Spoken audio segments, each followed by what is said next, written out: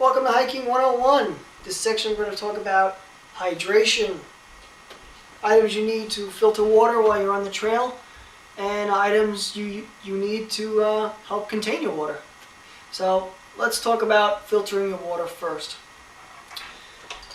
Common item used to filter water would be a water filter. This is a Katadyn Hiker Pro. Basically what you do is take this section, toss it in the water, take this section, put it in your bottle or your hydration bladder, and then pump it through. It takes in the dirty water, filters it through, clean water comes out the top. For the most part, you can use this on most any river or most any stream. I've used this without using any additional chemicals, and I haven't gotten sick. So I think this alone would be able to satisfy 99% of anything you come encounter with on the trail.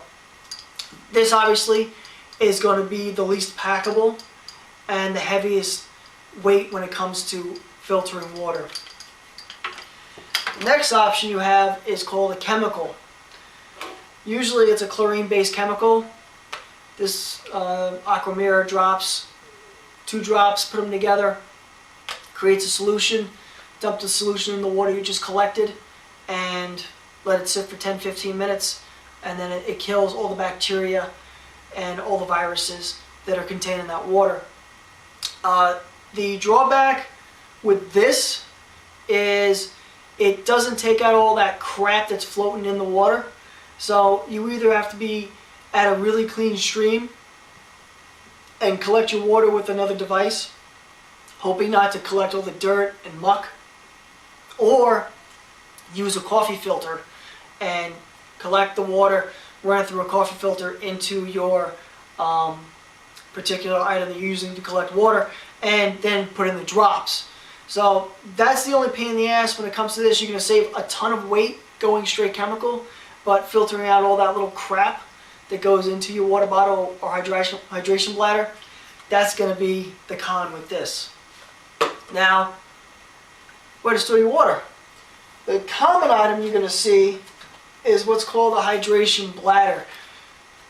Most, if not all, backpacks have what's called hydration compatible ports, where they'll have a little section on either side of the pack where you can take this tube and run it through and attach it to your shoulder strap. And they also have a hydration sleeve inside the backpack where you can slide this in, which is close to your back. This is a Camelback. This particular version has a bite valve. So you bite it, suck it in, and then when you're not biting it, it stops the water from coming out. This version I don't particularly go for anymore, only because when I have to refill this bladder, I have to take this out of my pack along with the hose. So now I have to run the hose through my backpack again just to take this out. There's what's called a Platypus Big Zip, where the actual hose is detachable. So now I don't have to run this hose through my backpack all the time. I could just take the bladder out and refill it. The pro with this particular model, the Big Zip, is when I take the top off, I have a huge area where I can dump my water in. With the Camelback, I gotta unscrew this nasty pain in the ass thing, which sometimes I put on too tight and it's a pain to get off. And now I gotta wiggle my way in to fill this thing out. I'm not a big fan of these designs. It's up to you. They actually cost relatively the same. I would go with something with a zip lock top and something that can detach the hose if you're going to go hydration bladder. A lighter version to that would be using some sort of container. Nalgene, which I don't have here, is your heaviest available option. I don't use Nalgene, so that's why you don't see it here. The next lightest version would be a collapsible container, and this is made by Platypus. Other people make it. Nalgene makes a collapsible container, and basically you open it up, put your water in, put it in your pack. The other option, a more common option, would be using a 1 liter water bottle. This is a seltzer bottle you can use. Gatorade seems to be the preferred use, but I mean you can use basically anything. So this is a little heavier than this, not by much. And then you have these metal canteens. I would only use this, and I only use these in the winter. There doesn't seem to be a particular method to maintaining water in its liquid form in the winter besides heating it up and insulating it. So when I'm in temperatures probably below 30 degrees, where at the high is going to be 30 degrees, so it's probably going to drop a lot lower, so it's always maintaining a freezing level as far as the temperature outside.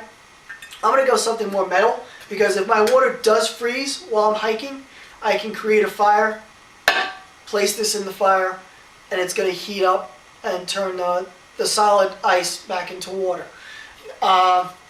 You want to be concerned as to what kind of metal container you use.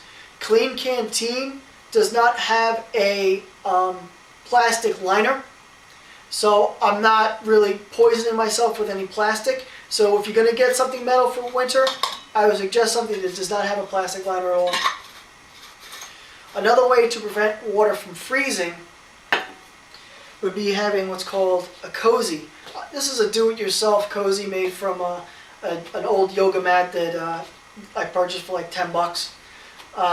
What it does is you place your container in here, it insulates it from the weather, and it decreases the time it takes for the water to turn into ice.